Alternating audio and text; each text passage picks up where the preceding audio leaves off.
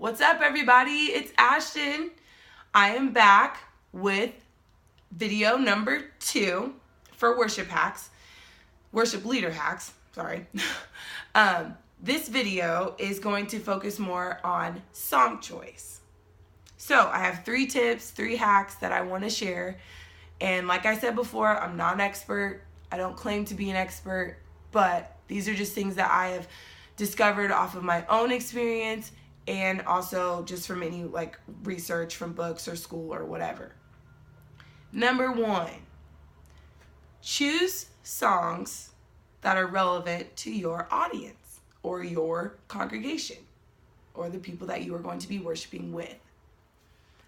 So, with that, we're probably not going to sing the same songs in children's church as we would sing on Sunday morning. That just makes no sense, really. I mean, unless the service is children-led or children-geared, we're probably not going to sing Jesus is My Superhero on Sunday morning. I mean, that's just a wild guess. I don't know, but I really don't think so. You're obviously not there to cater to everyone. You will never please everyone at once. There will always be somebody who does not like the song or somebody who wished you would have sang another song, whatever. But you do have to take into account, who are you leading worship for or with? Okay? Think about that first. And it's are we going to sing this super fast, upbeat song like the new Hillsong Young and Free when the majority of the congregation is over the age of 60? Probably not. I mean, you can try it, but you just probably aren't. It's just probably not going to be that effective. But, trial and error. Number 2, choose songs that you know, your worship team knows, your choir knows, and your band knows. My word, the band especially has to know the song that you are choosing, or the songs that you are choosing. It only makes sense. It's pretty obvious. But sometimes me, for instance, I get overzealous sometimes, and I want to sing this song that I just heard on the radio, and it applies completely to the message that's going to be preached or that was preached, and the band's I don't know the song. And I'm duh, you really want them to play it and you really want them to know it, but if they're not confident in it, then that's going to hinder you, because when you start to go somewhere in the song and then they don't know to go to that chord, then it just is train wreck, and everyone's Jesus, wait, what? Maybe they don't do that, but I know I would, so whatever. Make sure that your band knows a song. Make sure your praise team or the choir knows a song. They know their part. They know what the words are.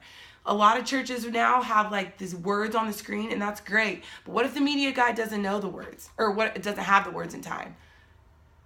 I run into that all the time, because I'm where's the words? Where's the words? I can't continue on. I don't know the words. Yeah, that's me being spoiled, but also I should know the words to the song that I'm going to sing, especially as a worship leader. My goodness, you should know the words to the song.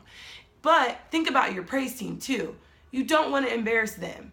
You don't want them to feel like they can't worship freely. Just because you know the song doesn't mean that they do. And if you haven't given them enough time and enough access to the words or the lyrics or the chords, then you cannot expect them to know it. And you can't expect them to be free in worship when they don't know it.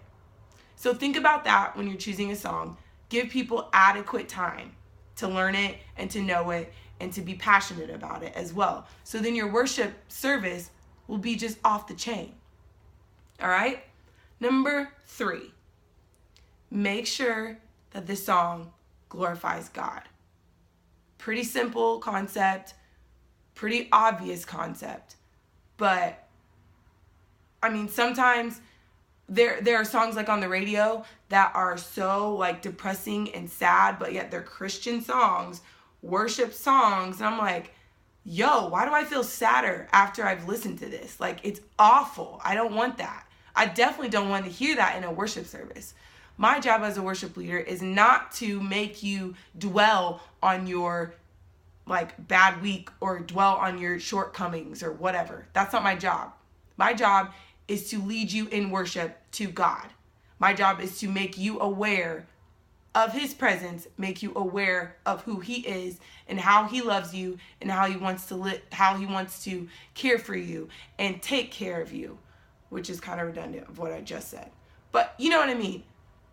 Our jobs as worship leaders are to lead other people in worship. Our job is to take your focus off of yourself and off of your issues and off of the negative things going on in your life and point your faith and point your eyes towards God. That is our job. So we have to make sure that we choose songs that are doing just that. Okay? So, going through all those 3 things again. First one, choose songs that are relevant to your audience or congregation, body of people. Number 2, choose songs that you know, your band knows, your worship team knows, the choir knows. Let's just get all the awkwardness out of the way. And number 3, I have notes this time. Number 3, make sure that your songs are giving glory to God and pointing other people's attention away from themselves and back to him. All right? So I hope you guys enjoyed that. If you found it helpful, great, let me know. If you didn't, like I said last time, I don't want to know. Otherwise, let me know your comments. I want to know if there's something I didn't mention, then write a comment to me or whatever, an email or something, because I want to be a better worship leader, and I don't want to make silly mistakes if I don't have to. You know what I'm saying? So let me know. Let me know what you think, and I will see you guys later.